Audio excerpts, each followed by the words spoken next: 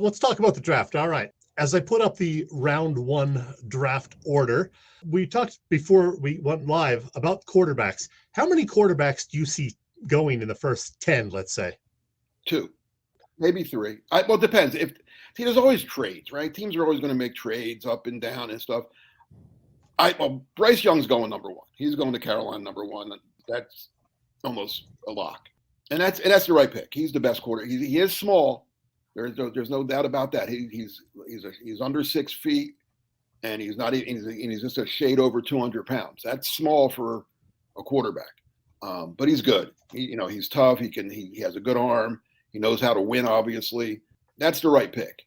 Of the other ones, it sounds like Will Levis is going to go to the Colts at 4. I don't think Houston's going to take him at 2. That's still a possibility, maybe. I'm not. He's a very raw, developmental type quarterback as far as I'm concerned.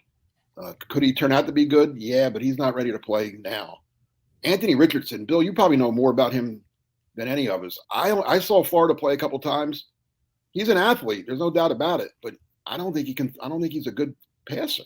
He's got a tremendous arm. Tremendous arm strength and tremendous arm, but he's raw. He's more raw than Levis even. Okay, because he's not real accurate. The one game I saw him at, I think he started like 1 for 11 or something. Yes. But there is ability, there's talent there. So again, a project, a guy that you're going to have to coach up and do things. And then C.J. Stroud, everyone liked him until they did that test, and the same test that Bryce Young got a 98 on, Stroud got an 18. So I think that's kind of scared people a little bit that maybe you don't have all the cards in the deck maybe, or so. I don't want to get too 18 is not very good. It's not good. And that test, it's called the C2 or something. It's relatively new, but no quarterback who's ever scored low on the test has ever done well. So I think that has some people scared. Yeah. Well, you said Bryce Young with number 1. I think we all agree to that. What if you're Houston at 2, and Houston has another pick, I believe it's 12, right? Something like that. 12. Do you pick a quarterback there at 2, or do you go get a Will Anderson guy that is probably he's my favorite player in the draft? Well, yeah, Will Anderson's the best player in the draft. That's the one consensus in this draft, is that he's the best player. I would take Will Anderson. I mean, Houston needs a pass rush as well as a quarterback. I think if Bryce Young, if Carolina would have gone somewhere else, or if the Bears had kept that pick and if they took Will Anderson, I think Houston would have taken Bryce Young. But I don't think Houston is in love with Stroud or Richardson or Levis to take them at 2. Now, with that said, they have 12, like you said. So I think they take Will Anderson at 2, the best player in the draft. They sit at 12. They wait and see. Look how things happen. Maybe they move up a couple spots and get one of the quarterbacks. Maybe they sit at 12 and one falls to them. They could move with. A matter of fact, I'm sure we'll get to the Eagles. The Eagles pick. Chet, you said the Eagles pick 10 and 30. Yes. I'll bet you one of your favorite beers that they don't pick 10 and 30. Oh yeah, I agree. Oh yeah, he's going to move. Might not pick 10 or 30. Right. They might move it down and up and out, and who knows what they're going to do. But I don't think they'll pick. I don't think when the draft's over that they will have the 10th pick and the 30th pick. Yeah, this guy Howie Roseman loves to make draft day trades, so we'll see what he does. A lot of talk up here in the Philadelphia area about either Jalen Carter falling to number 10, would the Eagles take him, and the possibility of the Eagles taking Bijan Robinson. They haven't taken a running back in the first round since what? Keith Byers in 86. 1986. So either of those guys perhaps going to end up as an Eagle? No, I don't think so. Let's start with one at a time. Carter, I don't think I think he goes 5 to Seattle. They would have to trade up. Now all right. Here's something that could happen. If Houston does not take Will Anderson, say for some reason they decide they want they do want one of the quarterbacks at 2, or they, I don't know, they go somewhere else. I mean, remember Houston last year really screwed up. They took a cornerback, the kid from LSU, Stingley, instead of Sauce Gardner, which is going to go down as one of the dumbest decisions in draft history. Sauce Gardner was the rookie of the year. He was probably arguably the best corner in football last year. He's that good. Right up there with the Jalen Reagor, Justin Jefferson deal, huh? That was later. That was much later. That wasn't 3 and 4. You know what I'm saying? Still dumb though. It was still bad.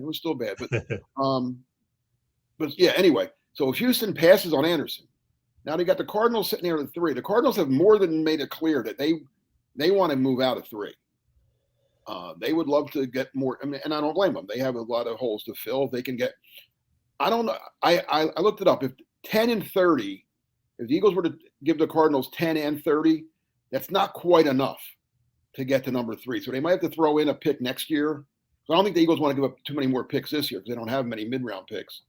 If they did want to move up for Anderson or even Carter, let's say Anderson does go 2, and the Cardinals are sitting there at 3, and the Eagles really want Carter. Although I don't.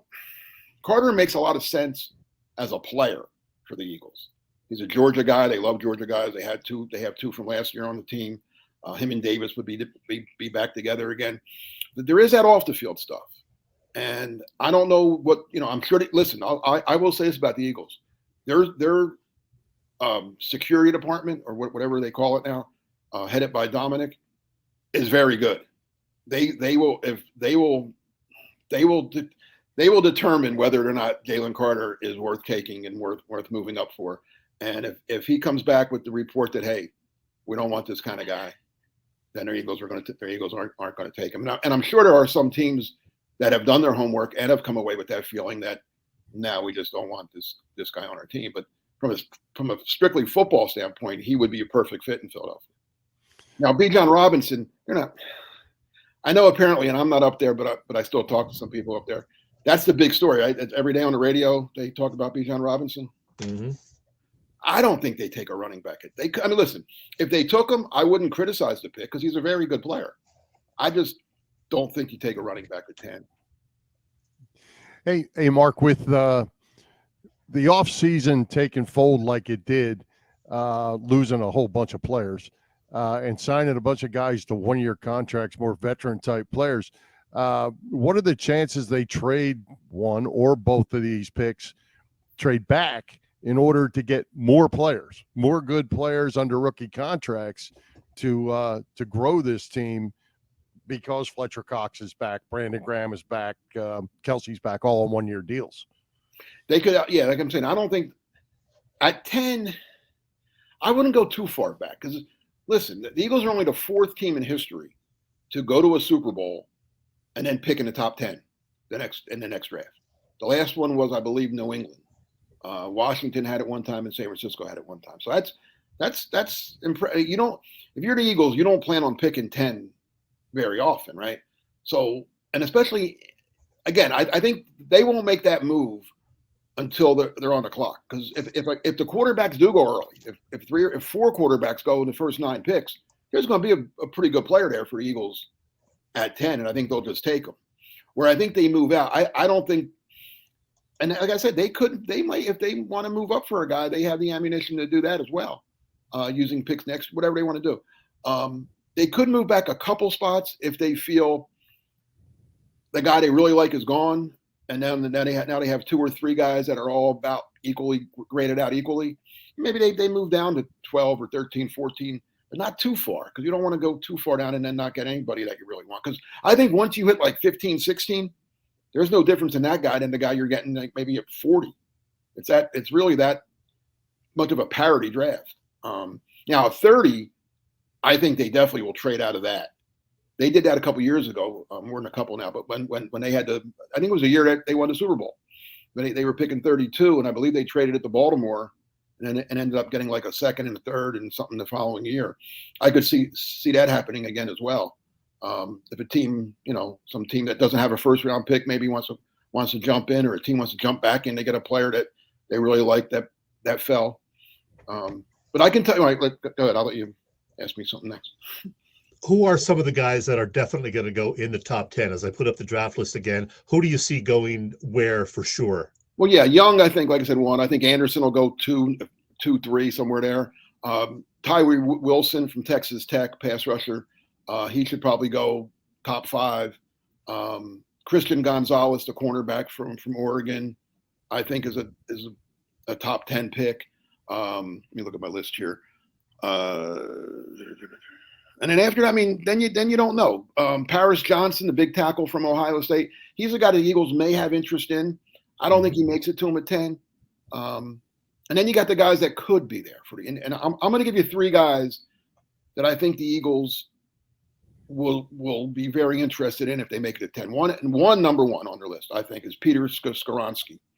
Look at you, put him right up there. Almost like you knew I was going to say that. The big offensive lineman from Northwestern. From the people that I've talked to, scouts in the league, he's the only ready to play offensive lineman in this draft. He can come in and start for you tomorrow. The rest of them are kind of project. Paris Johnson, maybe, but people weren't 100% sure on him. Skoronski can come in and play. And for the Eagles, he would be a perfect fit in that he can come in and play guard tomorrow. And the Eagles lost Isaac Samala, right? So yep. instead of having to move Cam Jurgens over, which isn't the worst thing in the world, but they don't have to do that. You plug him in right at guard. And then he stays at guard until Lane Johnson decides it's time, which, could be, who knows? I don't know what Lane, he's had some injuries through his thing. But if he decides, 2 more years, then you move Skoronski out to right tackle and you're good to go. So I think the Eagles really like him, and I think he would be their pick at 10 if he's there. He's got to get by the Bears at 9, who, Northwestern kid, Chicago, the whole thing. That's the one thing there. 2 other guys that I'm going to give you.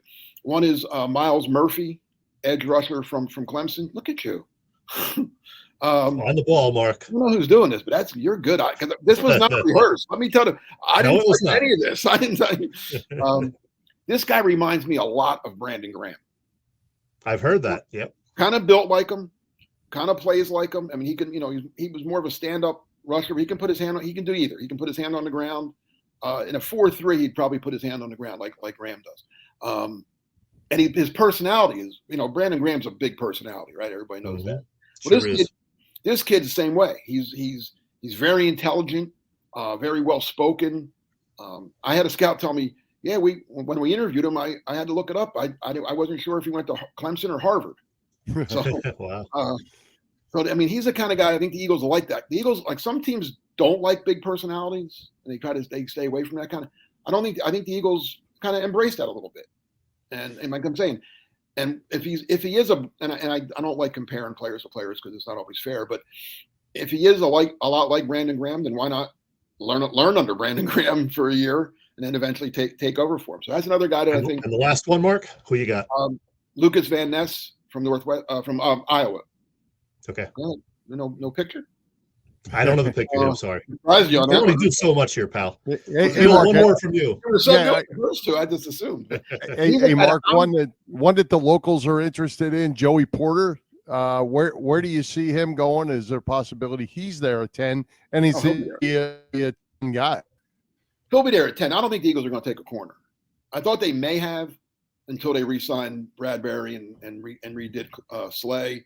The Eagles haven't taken a defensive back. You talk about running back. They haven't taken one since '86 in the first round. They haven't taken a corner or any defensive back in the first round since 2002. And they've only taken 2 since 1990. And they've never taken one ever in the history of the draft. Not going back to whatever year the draft started, 1930 something. The Eagles have never taken a defensive back with a top 20 pick. Wow. So they go when the Eagles have a high pick. If they're not taking a quarterback, it's usually a lineman, offense or defense. So that's why I gave you an offensive lineman and 2 defensive linemen. That's just what they do, and it's worked. That's why they have a good offensive line. That's why they have a good defensive line, because they spend, high draft picks on them.